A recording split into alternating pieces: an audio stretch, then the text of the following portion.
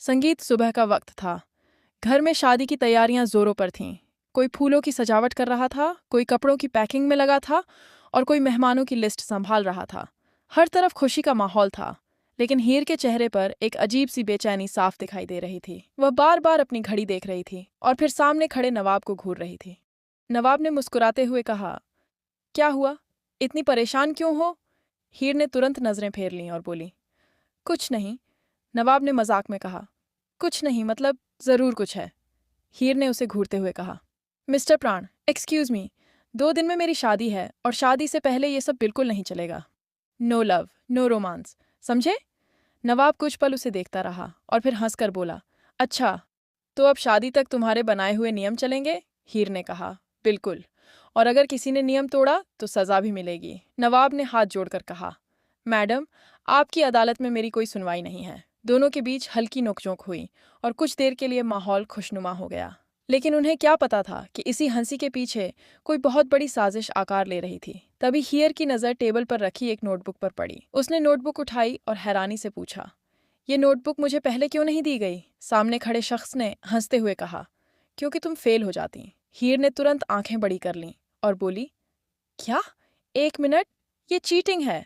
मुझे ये rule book पहले से मिलनी चाहिए थी। नवाब हंसते हुए बोला, तुम्हें पहले से नियम मिल जाते तो तुम अपने हिसाब से 10 नए नियम और बना देती। हीर ने नोटबुक छीनते हुए कहा, बहुत मजाक कर लिया। अब मैं खुद पढ़ूंगी कि आखिर इसमें मेरे खिलाफ क्या क्या लिखा है। लेकिन जैसे ही उसने नोटबुक खोली, उसके चेहरे की मुस्कान अचानक गायब हो गई। एक पन्ने पर सिर्फ एक लाइन लिखी थी, नवाब से दूर रहो। हीर ने दोबारा पन्ना देखा। उसे लगा शायद वह गलत पढ़ रही है। उसने अगला पन्ना पलटा।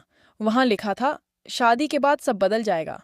हीर का दिल जोर जोर से धड़कने लगा। उसी वक्त कमरे के बाहर से किसी के कदमों की आवाज आई। हीर ने तुरंत नोटबुक बंद कर दी। दरवाजा खुला और गुलाब जी अंदर आईं।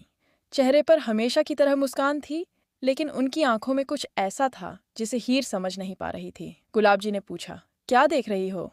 हीर ने नोटबुक छिपाते हुए कहा, कुछ नहीं। गुलाब जी कुछ सेकंड तक उसे देखती रहीं और फिर बोलीं, अच्छा है, कुछ बातें जितनी जल्दी समझ आ जाएं उतना ही अच्छा होता है। हीर को उनकी बात अजीब लगी।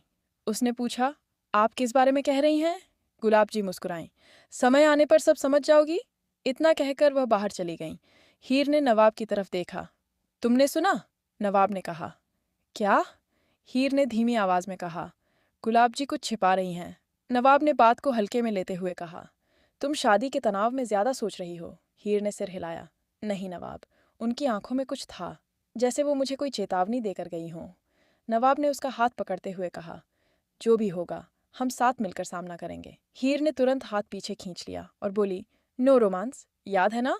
नवाब हंस पड़ा, लेकिन हीर के चेहरे पर हंसी वापस नहीं आई। उधर घर के दूसरे हिस्से में गुलाब जी दलेर दादी के साथ अकेली बैठी थीं। गुलाब जी ने दरवाजा बंद किया और धीमी आवाज में कहा,